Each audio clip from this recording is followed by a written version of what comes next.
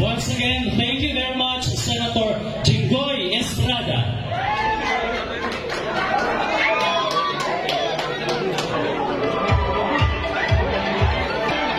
Okay, so siguro po atin munang bigyan daan ang ating pinagmamahal na Senador Robin Padilla para magbigay ng kanyang munting mensahe doon po sa ating mga kapwa Batanggenyo para po batiin din ang ating Maharlikans Tigers of Asia.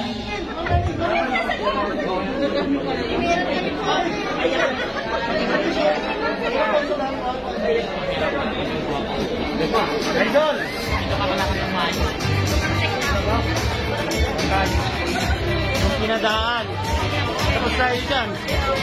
Ito na po, ang aktor ng Pililakang Tabi, ang magiging senador ng Republika ng Pilipinas. Palakpakan po natin, Senator Robin Padilla.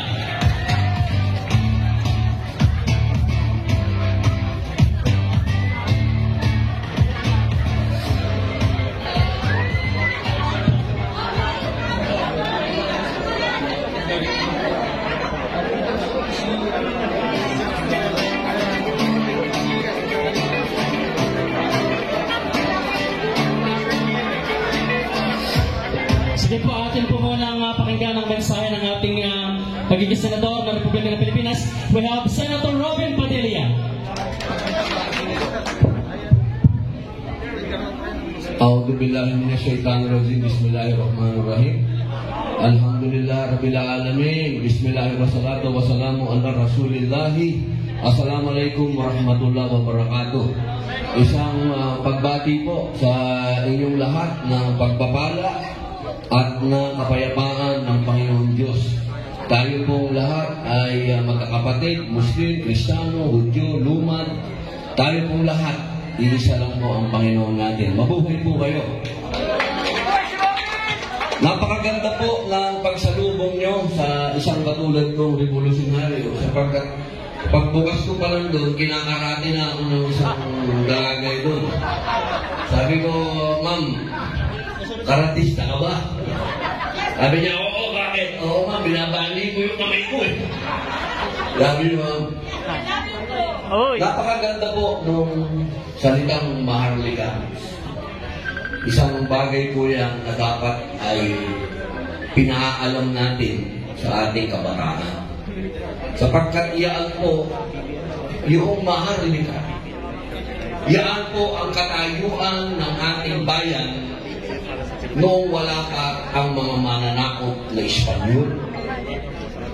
Isang napakagandang pagpapaliwanag po ito sa ating kabataan na ang bansang ito ay progresibo na, mayaman na. Tayo po, ang bayan natin ay meron na po tayong nangyayaring pangangalakal, meron na po tayong trade sa India, sa China, hanggang Ottoman Empire. Yan po ang maharlika. Isang bagay po ito na ako ay sumasaludo sa inyo sapagkat hindi ko na po itatanong dahil sigurado ko may mga lakan dito, may mga dato.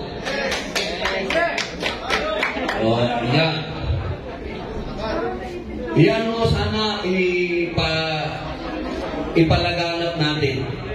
Sapagkat sa ating pong kasaysayan, may malaking pagkukulang. Ang alam ng iba, nag-umpisa ang ating kasaysayan noong dumating ang Espanyol, katarantaduhan. May nagsasabi na ang ating kasaysayan ay nag-umpisa lamang noong Marshalo, katarantaduhan.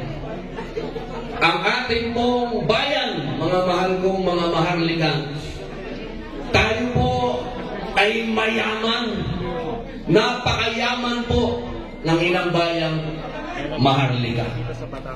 Ang Pilipinas po, galing lamang yan kay Legazpi.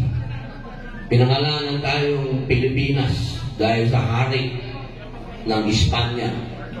Pero ang katotohanan, teka muna, meron ba akong limit sa pagsasalita dito, boss? Kasi, history na to, hanggang bukas to. Mga tol, bubuhay ang revolusyon, dahil. Ito ang tunay na revolusyon. Yun lang po ang gusto kong sabihin sa inyo. Ang ipinaglalaban ng ating mahal na Pangulong Rodrigo Roa Duterte at ang susunod na Pangulo ng Pilipinas na si Bongbong Marcos ay federalismo. Tandaan po natin, bago pa dumating ang mga Espanyol, federal na tayo.